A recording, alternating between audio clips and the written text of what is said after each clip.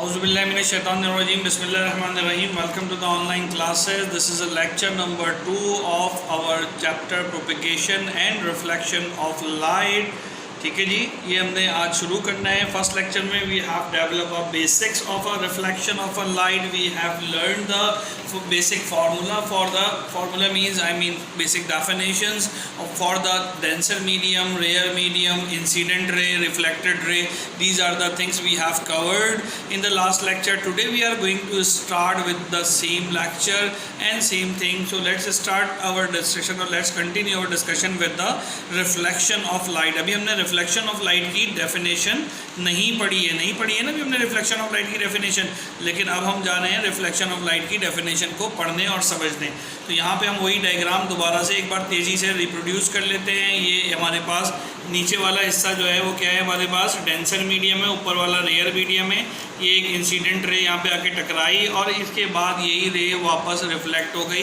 दोनों में एरो बना लेते हैं. ये हमारे पास इसका एरो हो जाएगा, हो गया ठीक है. और ये हमारे पास इसका भी एरो आ गया. लो भाई, अच्छी बन रही है डायग्राम. मैं सीख गया हूँ ये वाला सॉफ्टवेयर, है ना. और एक हमने नॉर्मल बनाना है, इसको नॉर्मल को हम ले लेते हैं. ठीक है, अब नॉर्मल नहीं बनाना है बल्कि हमने नॉर्मल बनाना है. इस लाइन से इस लाइन तक कनेक्ट हो रहा है.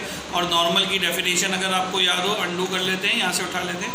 नॉर्मल की अगर आपको डेफिनेशन याद हो तो नॉर्मल की डेफिनेशन क्या है, जैसे मैंने कहा सीख गए, लाइनें टेढ़ी होने लगती हैं, अब सीधी आएगी इंशाल्लाह. चलो, तो नॉर्मल की डेफिनेशन क्या है, this is a 90 angle which is making the 90 angle with the medium, we call it a normal. ये हमारे पास नॉर्मल हो गया. ठीक है, इसको लेबल कर देते हैं. यहाँ पे नॉर्मल हो गया. ये नॉर्मल का एन बड़ा कर देते हैं. नॉर्मल हो गया. ये हमारे पास क्या था, इंसिडेंट रे थी. अगर आपको याद हो, इंसिडेंट रे थी ना हमारे पास, आई स्मॉल आई.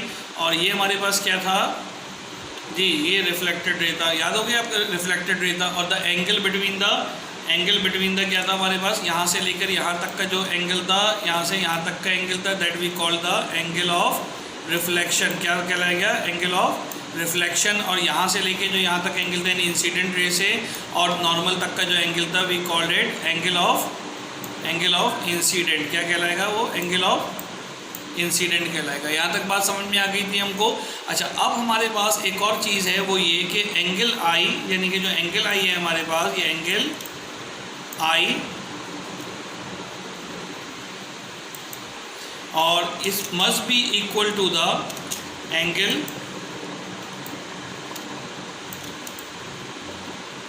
आर. सही है, एंगल आर के बराबर होना चाहिए हमारे पास. ये हमारे पास है. एक चीज़ ये हो गई. अब मैं ये पढ़ा कह रहा हूँ, ये तो देखेंगे यानी angle I angle R normally in regular reflection. अभी टाइप्स पे जाएंगे तो एक रेगुलर होती है और एक इरेगुलर रिफ्लेक्शन होती है. तो जो रेगुलर रिफ्लेक्शन है उसके अंदर एंगल आई और एंगल आर नॉर्मली बराबर होता है. अगर ये 30 डिग्री का है तो ये भी 30 होगा, 37 का है तो ये भी 37 होगा. इसकी एक छोटी सी मिसाल ले लेते हैं कि अगर हमारे पास, कलर चेंज कर लेते हैं, ये ग्रीन ही रखते हैं. अगर ये हमारे पास इंसिडेंट रे यहाँ से आ रही है, देखिए यहाँ तक आ गई. ठीक है, इंसिडेंट रे यहाँ तक आ गई, तो रिफ्लेक्टेड रे भी आपके पास, ये रिफ्लेक्टेड रे को क्यों तंग कर रहे हो भाई.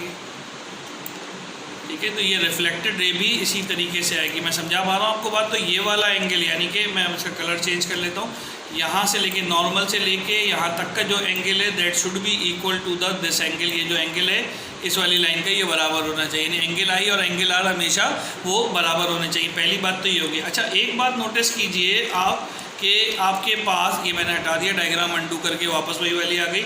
आपके पास ये एक पॉइंट है, मैं थोड़ा इस पर सर्किल कर दूँ ताकि आपको नज़र आए कि मैं किस पॉइंट की बात कर रहा हूँ. इस पॉइंट की बात कर रहा हूँ.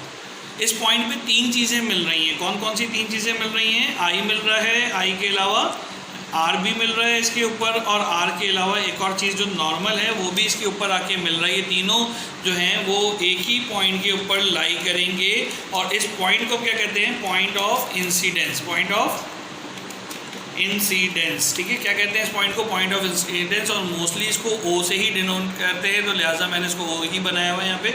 आप चाहें तो ओ बना लीजिएगा इसके ऊपर, तो ओ से डिनोट करते हैं. अच्छा, अब ये हमारे पास 2 बातें आ गई. पहली बात हमारे पास क्या आ गई इसके अंदर, पहली बात हमारे पास आ गई कि एंगल आई, सॉरी, पहली बात क्या आ गई, इंसिडेंट रे, रिफ्लेक्टेड रे और normal lies on the same point which call the point of incidence, जिसको हम यहाँ पे पॉइंट ऑफ इंसिडेंस कहते हैं, ठीक है। और ये हमारा मीडियम के ऊपर होता है। दूसरा पॉइंट हमारे पास क्या आ गया कि एंगल आई और एंगल आर यानी कि angle of incidence should be equal to the angle of reflection. ये जो दोनों पॉइंट्स हैं हमारे पास, इन दोनों पॉइंट्स को हम क्या कहते हैं, लॉज ऑफ रिफ्लेक्शन। कितना आसान हो गया समझाना, आसान हो गया ना। क्या कहते हैं इसको हम, लॉज ऑफ रिफ्लेक्शन, ठीक है, लॉज ऑफ रिफ्लेक्शन। यहाँ तक बात क्लियर हो गई। Hello viewers, if you like our online lecture, so keep subscribe, like and shares our both channels, the NCPSS and the HSPSS online lecture, and the next one is Professor MM Manzoor official. Okay तो laws of reflection हमने पढ़ ली कि angle आई का measurement जो है वो angle are के measurement के बराबर होगा। अब चलते हैं चैप्टर की शुरुआत में। ये हमारा पहला हिस्सा था रेक्टिलिनियर प्रोपेगेशन। अगर आपको याद हो तो मैंने आपसे कहा था प्रोपेगेशन का मतलब क्या होता है, एक ही पॉइंट के ऊपर स्ट्रेट लाइन पे ट्रैवल करना। प्रोपेगेशन की मीनिंग्स हमारे पास ये है। और रेक्टिलिनियर क्या है कि हमारे पास लाइट जो अभी मैंने आपके सामने बनाया कि ये अगर एक बॉक्स ले लें और इसमें अगर रोशनी की रिफ्लेक्शन को हम चेक करें तो रिफ्लेक्शन हमारे पास देखिए ये इस तरह से बिल्कुल सीधी एक ही लाइन में आ रही है, मीडियम से टकराई और वापस इधर चली गई। नज़र आ रही है ये चीज़। तो ये आपके पास क्या है, ये आपके पास, और ये आपके पास कौन सी रे है, रिफ्लेक्टेड रे है, सही है। तो ये आपके पास जो है क्या कहते हैं, रिफ्लेक्शन। तो ये जो मोशन है हमारे पास ये रेक्टिलिनियर मोशन कहलाती है कि स्ट्रेट पाथ में लाइट ट्रेवल करती है, तो वो हमारे पास क्या कहलाएगी, आपके पास रेक्टिलिनियर मोशन और प्रोपेगेशन ऑफ अ लाइट, ठीक है। अब यहाँ पे समझाने की बात क्या है कि लाइट फॉर्म ऑफ एनर्जी है which you can see all time easily called light. ये तो सारी बात हम कर चुके हैं। और इसी प्रोसेस को लाइट का ट्रैवल करना एक स्ट्रेट लाइन में, लाइट का प्रोपेगेशन कहलाता है। अच्छा अब आ जाओ पिन होल कैमरे से पहले मैं चाहूँगा रिफ्लेक्शन की डेफिनेशन हम जरा सा देख लें। तो रिफ्लेक्शन की डेफिनेशन फिर वही है, when ray of light travel from one medium to another medium, ठीक है। क्या बात बताई मैंने, रे ऑफ लाइट क्या कर रही है, ट्रैवल कर रही है वन मीडियम से अनदर मीडियम में करी। पहले तो एक मीडियम बना लेते हैं, ये हमारे पास मीडियम आ गया। इस मीडियम में ये रे ऑफ लाइट हम ले लेते हैं और रे ऑफ लाइट हमारे पास क्या है, ये एक मीडियम में यानी रेयर मीडियम से किससे टकराई आके ये डेंसर मीडियम पे टकराई। और डेंसर मीडियम पे टकरा के कुछ हिस्सा या तमाम का तमाम हिस्सा इसका वापस उसमें जो है रिफ्लेक्ट बैक हो जाएगा।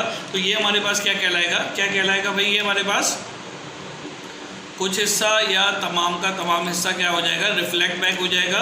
तो क्या कहलाएगा ये पॉइंट हमारे पास, हाँ जी क्या कहलाएगा, ये रिफ्लेक्शन ऑफ लाइट कहला रहा होगा। मैं समझा पा रहा हूँ अपनी बात, कोई मसला इसके अंदर कि रोशनी का एक पॉइंट से दूसरे, एक मीडियम से दूसरे मीडियम पे आना और मीडियम से आने के बाद वापस कुछ हिस्से का उधर रिफ्लेक्ट बैक उसी मीडियम में यानी रेयर मीडियम में, या अगर डेंसर से रेयर आ रही तो वापस डेंसर में रिफ्लेक्ट हो जाना, वापस आ जाना, बाउंसिंग बैक।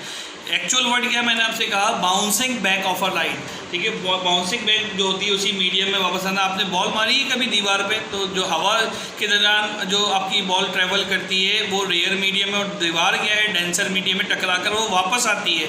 बस यही हमारा फेनोमेना क्या कहलाता है, रिफ्लेक्शन ऑफ लाइट कहलाता है। आज के लेक्चर की आखिरी जो बात हमारे पास है वो types of reflection of light. There are the two classification of reflection of light. Reflection of light हमारे पास दो किस्म की हैं। कौन कौन सी दो किस्म की हैं हमारे पास, हाँ जी कौन सी दो किस्म की हैं, ज़रा जल्दी से मुझे बता दीजिए। रिफ्लेक्शन ऑफ लाइट टाइप्स क्या हैं हमारे पास, हाँ जी टाइप्स क्या हैं हमारे पास, टाइप्स ऑफ रिफ्लेक्शन कौन कौन सी हैं, दो हैं हमारे पास। कौन कौन सी दो हैं, number one is regular reflection और नंबर टू, रेगुलर के साथ रिफ्लेक्शन का वर्ड भी लिख लीजिएगा। और नंबर टू क्या है हमारे पास, इर्रेगुलर रिफ्लेक्शन,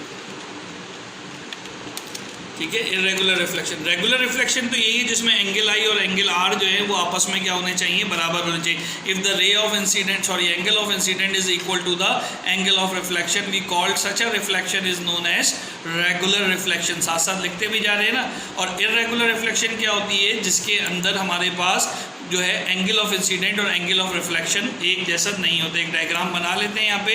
ये हमने एक मीडियम ले लिया और इस मीडियम के साथ हमारे पास कुछ वैल्यूज़ हैं, तो एक वैल्यू ले लेते हैं भाई, ये इंसिडेंट रे ले लेते हैं, ये इंसिडेंट रे है। अच्छा याद रखिए ये मीडियम इर्रेगुलर रिफ्लेक्शन कब करेगा, जब ये ना हमवार होगा, ठीक है, ना हमवार होगा यानी कि स्मूथ नहीं है ये सरफेस, तो वो हमेशा ना हमवार होगी।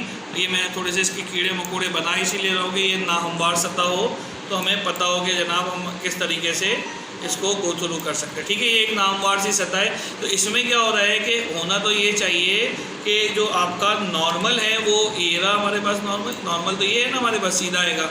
ठीक है, नॉर्मल ये रहा, तो ये जो एंगल आई बन रहा है आपके पास, ये एंगल आई है। ठीक है, क्या है ये एंगल आई है, तो एंगल आई है, लेकिन ये एंगल ऑफ रिफ्लेक्शन इस गैर हमवार सतह से टकराने के बाद ये बनेगी कैसे, ये इस तरीके से कुछ बन जाएगी। देखिए आपके सामने स्क्रीन पे नज़र आएगा, तो ये कुछ इस तरह से चलेगी। तो ये जो एंगल है हमारे पास, इस एंगल का, एंगल आर का जो हमारे पास वैल्यू है ना, एंगल आर है ना, ये एंगल आर की जो वैल्यू है ये हमारे पास एंगल आई के बराबर नहीं आ रही, बल्कि ज़्यादा या कम आ रही है। ये इस तरह की जो reflection in which the angle of reflection and incident are not equal to each other, we call them a irregular reflection. क्या कहेंगे हम इसको? इर्रेगुलर रिफ्लेक्शन कहेंगे। सो इर्रेगुलर और रेगुलर रिफ्लेक्शन को थोड़ा सा समझ में आना चाहिए, हमको पता चल गया। अच्छा, मेरा आखिरी सवाल इस लेक्चर को क्लोज करने से पहले, what is your understanding about the irregular and regular reflection? ये तो हमें आते ही जवाब, लेकिन इसका पार्ट भी थोड़ा सा ट्रिकी है। Which one is more beneficial, irregular या रेगुलर? कौन सी फ़ायदेमंद है, रेगुलर या इनरेगुलर? मेरा ख्याल है आप इसको ज़रा सा वीडियो को रोकें और दोबारा से सुनें इस 8-9 मिनट की वीडियो को, ताकि आपको पता हो कि कौन सी बेहतर है कौन सी नहीं है।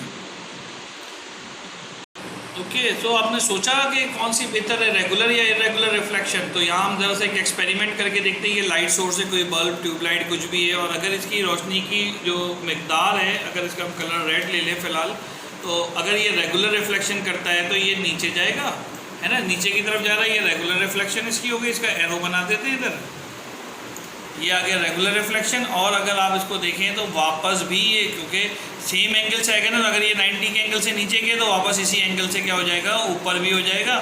तो अब आपने कहा कि सर ये तो ये, अच्छा, अब कमरे का फिर ये वाला हिस्सा, ये जो हिस्सा है कमरे का, ये भी डार्क रहेगा, और कमरे का ये वाला हिस्सा भी क्या रहेगा, डार्क ही रहेगा।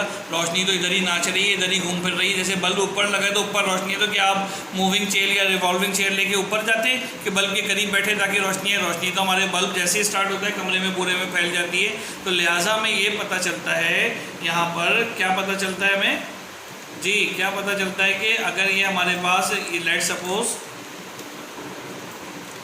ये हमारे पास इंसिडेंट रे है, इंसिडेंट रे ले लेते हैं, ये इंसिडेंट रे है, ठीक है।